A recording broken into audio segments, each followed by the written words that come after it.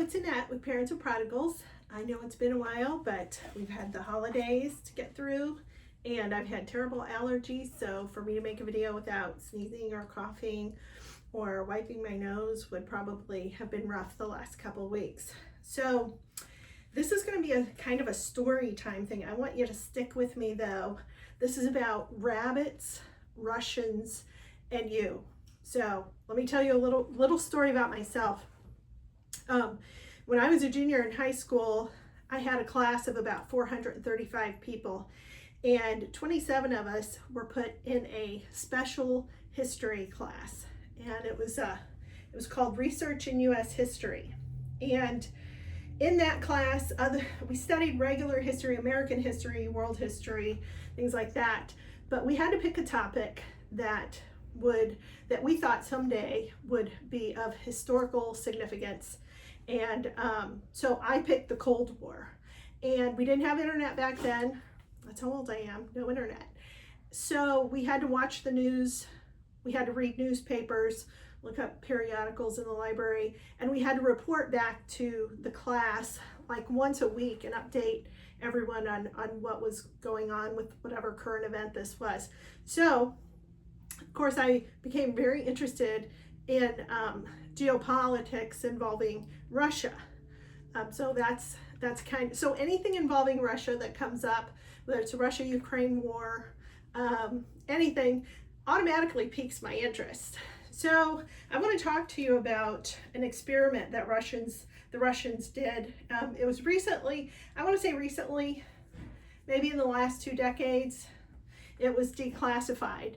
And they were studying, they did this, I think in the 1950s, 50s or 60s, I think it was 56. They were studying telepathy. And they were, the U.S. was also doing the same thing, several universities, and how to use telepathy in ESP and warfare, because it couldn't be detected by the enemy through radio transmission or secret code or anything like that. So they decided to, and this is going to be a little gross, but they decided to do experiments using a mother rabbits and her babies. So what they did was they theorized that there was an unexplainable connection between mothers and children, that even in the animal world, and they were trying to explore if there was, they theorized there was some kind of telepathic connection. So what the Russians did, and I have some of the declassified documents here,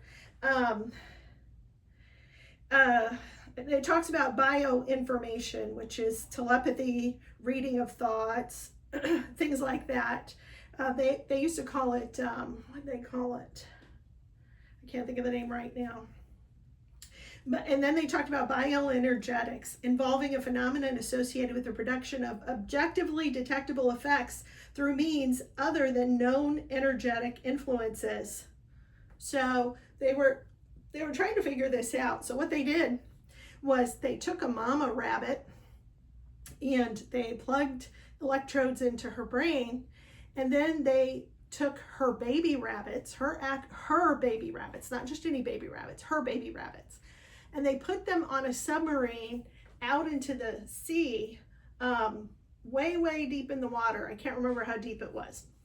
Anyway, so they were monitoring the mama rabbit on shore, on land, and then they had the baby rabbits all in a submarine underwater.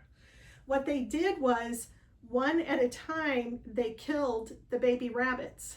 And as they killed the baby rabbits, they watched for a neurological response from the mama rabbit that was unexplainable. It had to be telepathic.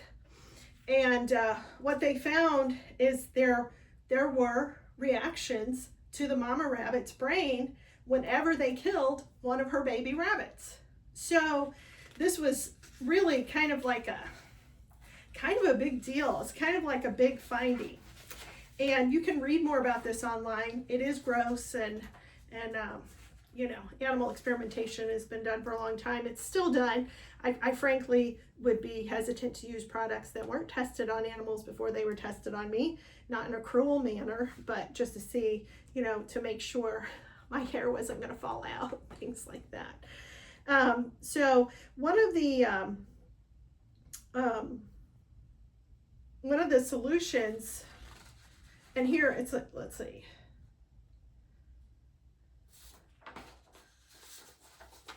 That came, one of the statements in the classified documents, which I find fascinating, is that is the following: we are so far from knowing all the forces of nature and their various modes of action that it would be unworthy of the philosopher to deny phenomena simply because they're inexplicable at the present state of our knowledge. The more difficult it is to acknowledge their existence, the greater the care which we must study these phenomena. This is in the declassified documents.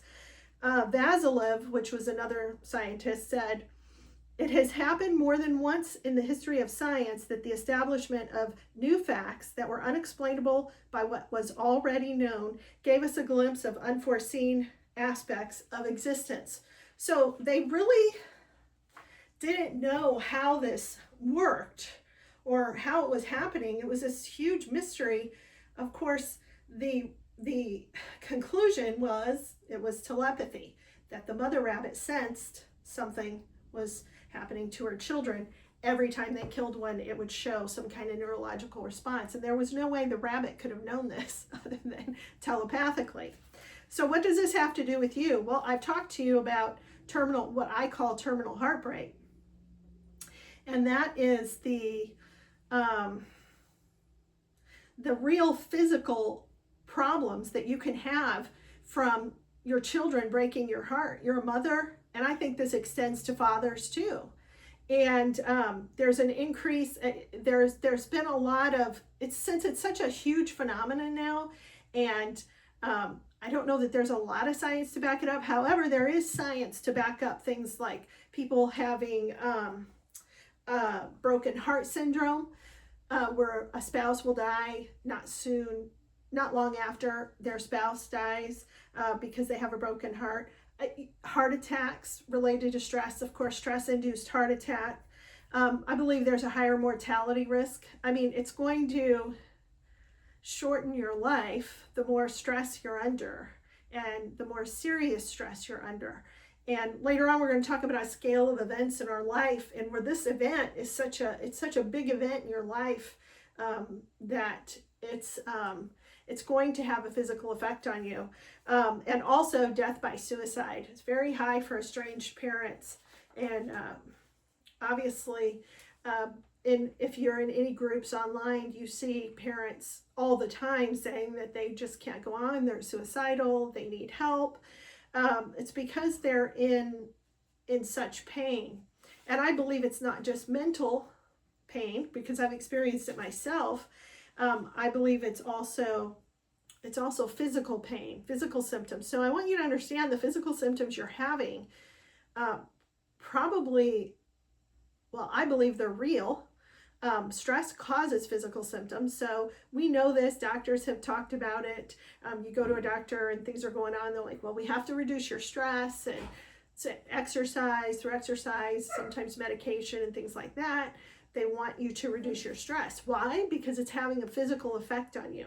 And I do think the Russians were onto something here. Now, I'm not talking about psychic stuff or weird stuff like that. Obviously, there was a connection between the mother rabbit and her baby rabbits that science just couldn't explain. I believe that connection exists between humans and their children. I do believe that exists. So you have very real pain. I want you to understand that. Don't let anyone discount that or minimize the pain that you're going through, because it's very real pain emotionally and physically. So I have a couple of quotes here. I do want you to look up this Russian experiment with rabbits. I think you'll find it really fascinating. Some people say it's painful to wait for someone. Some say it's painful to forget someone. The reality is the worst pain occurs when you don't know whether to wait or forget. So we can't forget our children, but as I've said in other videos, we don't want to put our hope in things that are not going to benefit us. So we want to work on our healing. And here's a quote on healing. It isn't about never feeling emotional pain ever again. It's about learning to hold your heart with love and care when it hurts. So I want you to be easy on yourself.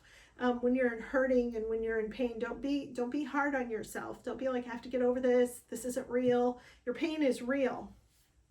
And one of the things that we have to admit, and this is very difficult, is after certain things happen, you don't feel the same way about people anymore, no matter who they are. So it's okay to admit you don't feel the same about your children. It doesn't mean you don't love them, but it's okay to admit you don't quite feel the same because something has happened to you. You have terminal heartbreak. You are having symptoms that are real. You are not sleeping. You are not eating. All these things are happening to you. So I don't want you to discount or minimize those feelings, because if we do that, then we can't deal with them. We can't heal from them the right way. So we're going to work on that. What does it look like to heal? Well, we're not going to heal completely because we do have this